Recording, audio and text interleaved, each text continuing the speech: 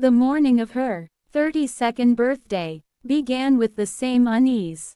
It always did. A knock at the door.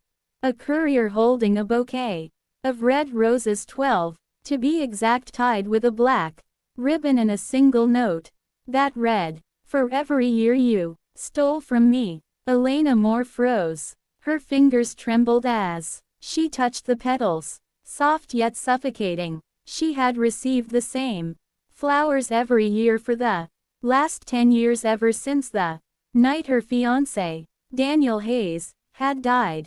But Daniel's body had never been found. 10 years ago, Elena had been a rising lawyer, brilliant but ruthless.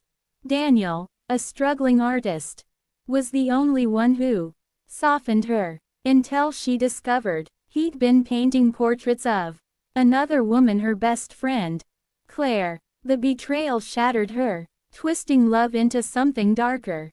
One rainy night, a fight turned violent near the edge of Miller's Cliff. Words became shouts, shouts became shoves, and then silence. Elena remembered Daniel's terrified face as he slipped, his body swallowed by the roaring sea below. No witnesses, no body, no evidence. She called the police hours later, crying that Daniel had driven away after a fight. The case went cold, and Elena's life moved on. She became the youngest partner at her firm. She learned to smile again. But the roses never stopped coming. This year, though, something changed. The courier, a young man with piercing blue eyes, handed her the bouquet with an unsettling smirk. "Lovely flowers," he said. "Strange that they don't wilt for days." Elena's heart skipped. "What did you say?" He shrugged. "Just that they last longer than normal roses." Then he turned and left, leaving the faint smell of sea salt in the air. That night, Elena couldn't sleep. She placed the roses in a vase on her kitchen counter and stared at them. By morning, they looked as fresh as ever. She decided to trace the sender. For years she'd tried and failed: fake addresses, dead ends, anonymous payments. But this time, she had a name. The florist shop from the delivery receipt: Hollow Bloom, Seaside Avenue. The bell above the shop chimed as she entered. The air was thick with the scent of roses and damp soil. Behind the counter stood an old woman with cloudy eyes. "I'm looking for the person who ordered these," Elena said, showing her the bouquet. The woman's smile was slow, eerie. He said, "You'd come this year." "Who?" "The man who brings the sea with him," she whispered. "Tall, quiet, with eyes like the storm."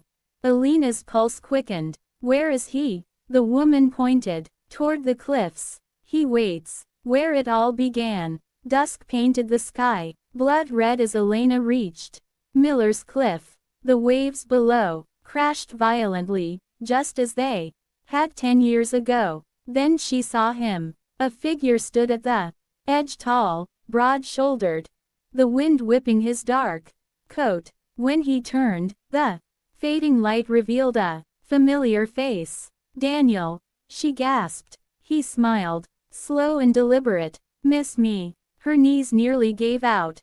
"You're dead." I saw you fall."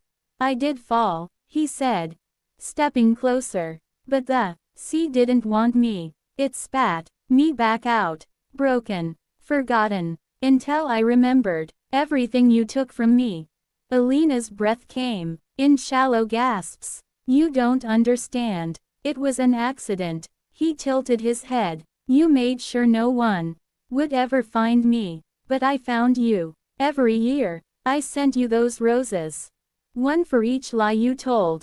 And this year," his eyes hardened, "the final bouquet." She took a step back, terror clawing at her throat. "What do you want from me?" "Only balance," he whispered. The cliff crumbled slightly under her heels. The same spot where he'd fallen. The irony wasn't lost on either of them. "Daniel, please." she said, tears streaking down her face. We can fix this. I can make it right. He looked at her for a long moment, then handed her a single rosé. Too late for that. And with one gentle push, the past repeated itself. Days later, the police found Alina's body washed ashore. A red rose was clutched tightly in her hand. The official report called it a tragic accident. But in her office, a delivery arrived the next morning, a bouquet of 12 white lilies. The card read, "For peace, finally." And somewhere by the sea, a man walked away, the storm in his eyes finally calm.